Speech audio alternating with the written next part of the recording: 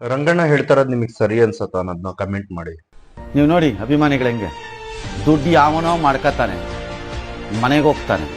ನೀವು ನಿಮ್ಮ ದುಡ್ಡನ್ನು ಕೊಡ್ಕೊಂಡು ಕಳ್ಕೊಂಡು ಶಿಬ್ಬಿ ಅಂತ ಕೂತ್ಕೊಂಡು ಅಲ್ಲೆಲ್ಲೋ ಮೂಲೆನಲ್ಲೋ ಬೇಪಾರಿ ಥರ ಮರ ಕೂತ್ಕೊಂಡು ಬಾಟ ಹಿಂಗೆ ಅಂದ್ಕೊಂಡು ಫ್ರೀಡಮ್ ಫೈಟರ್ಲು ನಿಮ್ಮ ಅಪ್ಪನೂ ಹಿಂಗೆ ಮಾಡಿದ್ನೋ ಇಲ್ವೋ ಮಾಡ್ಕೊಂಡು ಯಾರು ಕಾಣಿಸ್ದಿದ್ರು ಯಾವ ಲೆಕ್ಕ ಹಾಕೊಳ್ಳಿ. ಸ್ಟೇಡಿಯಂ ಹತ್ರ ಸದೋದ್ರಲ್ಲ, ಅವ್ರ ಫ್ಯಾಮಿಲಿ ಅವ್ರ ಸ್ಥಿತಿ ನಾವು ನೋಡಕ್ ಆಗ್ತಾ ಇಲ್ಲ. ಯಾರಿಗಿದ್ ಮಾಡೋದು ಸರ್? ಏನೋ ಮಾಡ್ಕೊಂಡು ಗಂಡ ಹೆಂಡತಿ ಇಬ್ಬರೆಲ್ಲ ದುಡ್ಬಿಟ್ಟು ಓದಿಸ್ತಾ ಇದ್ದ ಸರ್ ನಾವನ್ನ. ಈಗ ಅವನೇ ಇಲ್ದಂಗೆ ಆಗ್ಬಿಟ್ಟ ಸರ್. ನಾವು ಯಾರು ಮಗ ಅಂತ ಕರೀಲಿ ಸರ್ ನಾನು.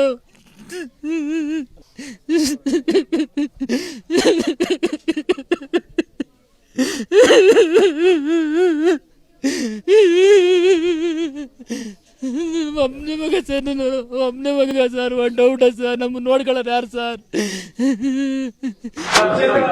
ಮಾಡಬೇಕು. See it is cricket association which arrange the programme ಅಲ್ವಾ? ನಮ್ಗೇನು ಹೇಳಿಲ್ಲ ಅದನ್ನ. ಸರ್ಕಾರದೇ ತಪ್ಪಿದ್ರು ಸಿಎಂ ಅವರು ಹೇಗ್ ಮಾತಾಡ್ತಿದಾರೆ ನೋಡಿ.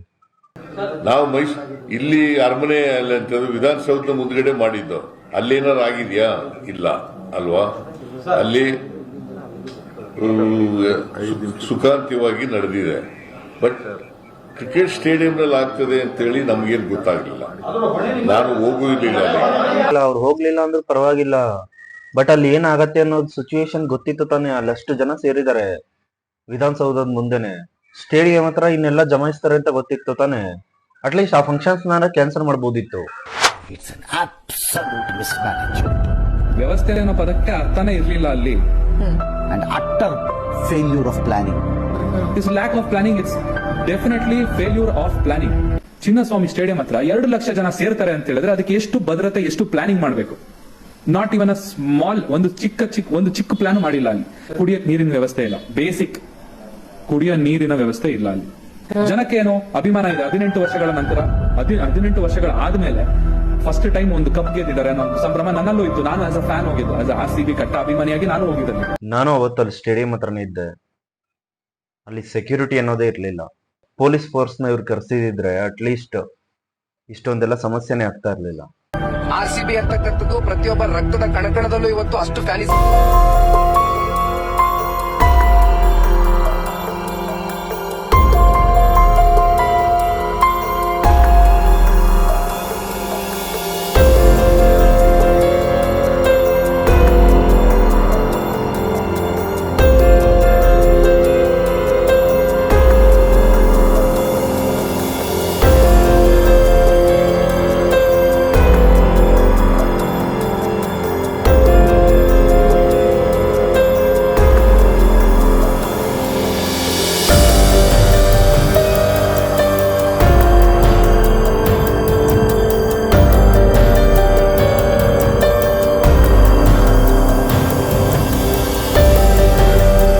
ಮಾಯಕ ಕನ್ನಡಿಗರು ಬಲಿ.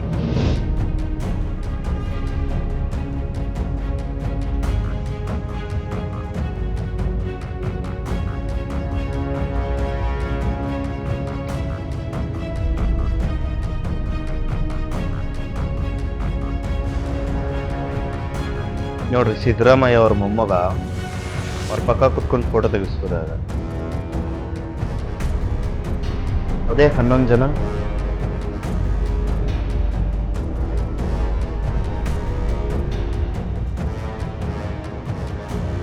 ಸ್ಟೇಡಿಯಂ ಹತ್ರ ಏನಾಯ್ತು ಘಟನೆ, ಅದರ ಅನುಭವನ ಚಂದನ್ ಶೆಟ್ಟಿ ಅವರು ಹಂಚ್ಕೊಂಡಿದ್ದಾರೆ ನೋಡಿ. ಬೆಳಗ್ಗೆಯಿಂದ ತುಂಬ ಖುಷಿಯಾಗಿದ್ದೆ. ಆ್ಯಕ್ಚುಲಿ ಇಂಥ ಒಂದು ದಿನ 18 ವರ್ಷಗಳಿಂದ ಕಾದಂಥ ಒಂದು ದಿನ ಬಂದಿದೆ ಅಂತ. ಲಿಟ್ರಲಿ ನಾನು ಕೂಡ ಇವತ್ತು ಆ ಕ್ರೌಡ್ ಮಧ್ಯದಲ್ಲಿ ಹೋಗಿ ಬಂದೆ. ಗೇಟ್ ನಂಬರ್ 3ಗೆ ನನಗೆ ಹೋಗಲಿಕ್ಕೆ ಪಾಸಸ್ ಸಿಕ್ಕಿತ್ತು. ಸೊ ಆ ಗೇಟ್ 3 ಅಲ್ಲ, ಅದರ ಹತ್ರನೂ ನಮಗೆ ಹೋಗೋಕ್ಕಾಗಲಿಲ್ಲ. ಅಲ್ಲಿಂದ ಹೇಗೋ ಮಾಡಿ ಗೇಟ್ ನಂಬರ್ 10 ಹತ್ರ ಬಂದೆ. ಗೇಟ್ ನಂಬರ್ 10 ಹತ್ರ ಬಂದಾಗ ಅಲ್ಲಿ ಇನ್ನೂ ತುಂಬ ಕ್ರೌಡ್ ಇತ್ತು. ಒಂದು ಮೂಮೆಂಟಿಗೆ ನನಗೆ ಉಸಿರಾಡೋಕ್ಕೆ ತುಂಬ ಕಷ್ಟ ಆಯಿತು.